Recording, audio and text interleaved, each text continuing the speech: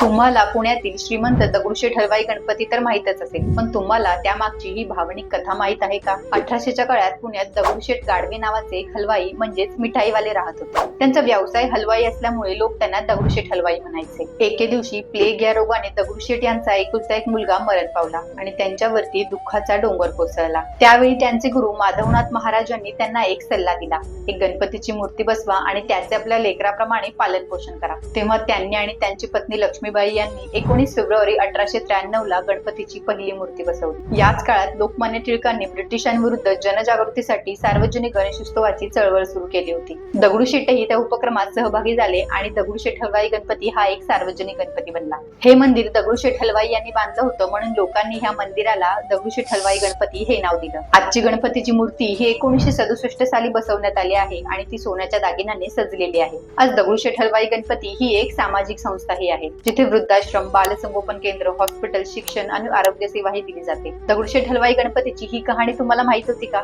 मला comment section मध्ये सांगा. व्हिडिओ आवडला असेल तर लाईक करा, फॉलो करा.